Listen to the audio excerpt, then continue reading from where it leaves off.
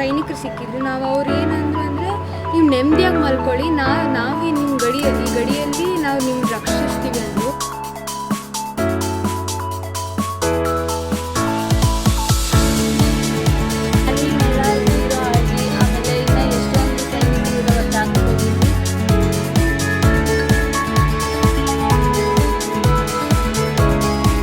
ಬೆಂಗಳೂರಿನ ಯಲಹಂಕದ ವಿಶ್ವವಿದ್ಯಾಪೀಠ ಸ್ಕೂಲ್ನ high school students Jammu ಕಾಶ್ಮೀರದ ಲೇಹ್ ಲಡಾಖ್ನ ಆರ್ಮಿ ಮೇಳದಲ್ಲಿ ಭಾಗವಹಿಸಿದರು. ದೇವನಹಳ್ಳಿ ಏರ್ಪೋರ್ಟ್ನಿಂದ ಪ್ರಾರಂಭವಾದ ಟ್ರಿಪ್ ಜಮ್ಮುವಿನ ಲಡಾಖ್ನಲ್ಲಿ ಲ್ಯಾಂಡ್ ಆಗುತ್ತೆ. ಲೇಹ್ನ ಸಿಗ್ಮೋಲ್ ಸ್ಕೂಲ್ ಪರಿಸರ, ವಿಶ್ವದ ಅತಿ ಎತ್ತರದ ಪಾಯಿಂಟ್ನಲ್ಲಿನ ರಾಫ್ಟಿಂಗ್ ವಿದ್ಯಾರ್ಥಿಗಳಿಗೆ ರೋಮಾಂಚನವನ್ನು ಉಂಟು ಮಾಡಿತ್ತು. ಸಿಂಧೂ ಸಂಸ್ಕಾರ ನದಿಗಳ ಸಂಗಮ ಸ್ಥಳದ ಆಹ್ಲಾದತೆ ಪದಗಳಿಗೆ ನಿಲುಕತ್ತು. ಇನ್ನು ಸೇನೆಯಲ್ಲಿ ಅತ್ಯುನ್ನತ ಸ್ಥಾನ ಸಲ್ಲಿಸಿದ ಮಹಾನ್ ಸಾಧಕರನ್ನು ಸ್ಮರಿಸುವ ಹಾಲ್ ಆಫ್ ಫೇಮ್ನ ವೀಕ್ಷಣೆ ವರ್ಣನಾತೀತ. Light and sound show, Kargil ಯುದ್ಧದ ಮೆಮೋರಿಯಲ್ ಪ್ಲೇಸಸ್, ಹೀಗೆ ಒಂದಾಯರಣ ಎಲ್ಲವೂ ಅದ್ಭುತವಾಗಿದ್ದ ಸ್ಥಳಗಳಿವೆ.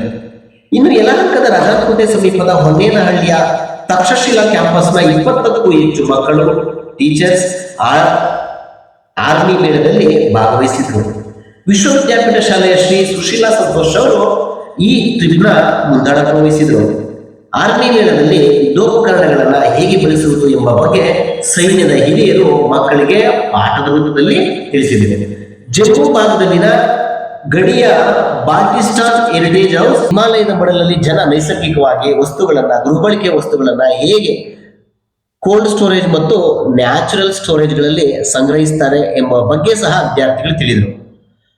Trick to Turtuk monastery, valley school, POK occupied ಕಾಶ್ಮೀರ್ನ ಗಡಿ ಬಾಗಿಲನ್ನು ನೋಡಿ ವಿದ್ಯಾರ್ಥಿಗಳು ಪುಲಕಿತರಾದರು.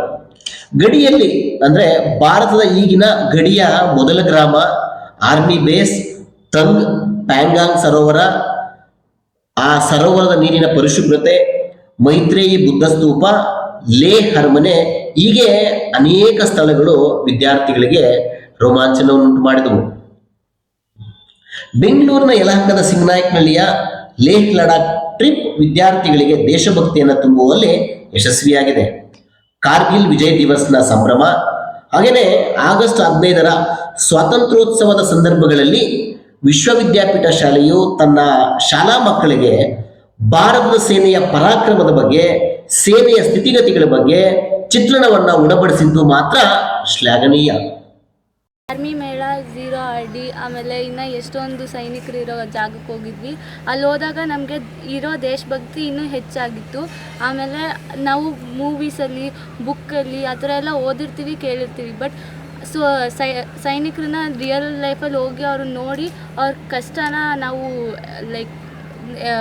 ಅರ್ಥ ಮಾಡ್ಕೊಳಕ್ಕೆ ಇದೊಳ್ಳೆ ಎಕ್ಸ್ಪೀರಿಯನ್ಸ್ ಇತ್ತು. ಅನ್ನೋದು ಹೆಚ್ಚಾಯಿತು. ಇವಾಗ ಅಲ್ಲಿ ಒಬ್ಬರು ಸೈನಿಕರು ಸಿಕ್ಕಿದ್ರು. ನಾವು ಅವ್ರು ಏನಂದ್ರು ಅಂದರೆ, ನೀವು ನೆಮ್ಮದಿಯಾಗಿ ಮಲ್ಕೊಳ್ಳಿ, ನಾವೇ ನಿಮ್ಮ ಈ ಗಡಿಯಲ್ಲಿ ನಾವು ನಿಮ್ಗೆ ರಕ್ಷಿಸ್ತೀವಿ ಅಂದರು. ಆ ಮಾತು ನನಗೆ ಭಾಳ ಇನ್ಸ್ಪೈರ್ ಮಾಡ್ತೀವಿ. ಯಾಕೆ ನನಗೊಂದು ಏನಂತಾರೆ ಫೀಲಿಂಗ್ ಬಂತು, ನಾವು ಅಲ್ಲಿ ಎಷ್ಟೋ ಸೈನಿಕರು ನಮಗೋಸ್ಕರ ಜೀವ ಬಿಡ್ತಾ ಇದ್ದಾರೆ, ಅದಕ್ಕೆ ನಾವು ಬರ್ತಾ ಇಲ್ವಾ ಅನ್ನೋ ಯೋಚನೆ ಬಂತು. ನಮ್ಮ ಡೈರೆಕ್ಟರ್ ಮ್ಯಾಮ್ ಹೇಳಿದ್ರು, ಒಂದು ಮಾತು ಹೇಳಿದ್ರು, ಪ್ರತಿ ರಾತ್ರಿ ಮಲಗೋಕ್ಕಿಂತ ಮುಂಚೆ ಒಂದ್ಸಲ ನಿಮ್ಮನ್ನು ಪ್ರಶ್ನಿಸ್ಕೊಳ್ಳಿ, ನೀವು ಈ ಅಂತಾರೆ ಅವರಲ್ಲಿ ನಿಮ್ಗಂತ ಜೀವ ಬಿಡ್ತಾ ಇದ್ದಾರೆ, ನೀವು ಅದಕ್ಕೆ ವರ್ತಾ ಇಲ್ಲ ಅಂದರೆ ಅದನ್ನ ಹೇಗೆ ಸರಿಪಡಿಸ್ಕೊಬೇಕು, ಆ ತಪ್ಪು ಮಾಡಿದರೆ ನೀವು ಹೇಗೆ ಸರಿಪಡಿಸ್ಕೊಬೇಕು ಅಂತ ಯೋಚಿಸಿ ಅಂತ ಹೇಳಿದ್ರು.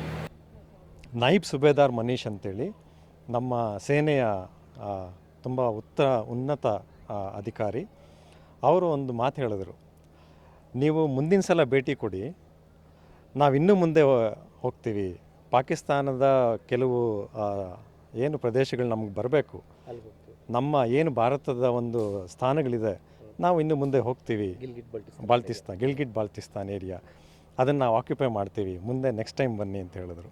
ಇದು ತುಂಬ ಹೆಮ್ಮೆಯ ಕ್ಷಣ. ಯಾಕಂದರೆ ಈ ಆಪರ್ಚುನಿಟಿ ತುಂಬ ಕಡಿಮೆ ಮಕ್ಕಳಿಗೆ ಬರುತ್ತೆ.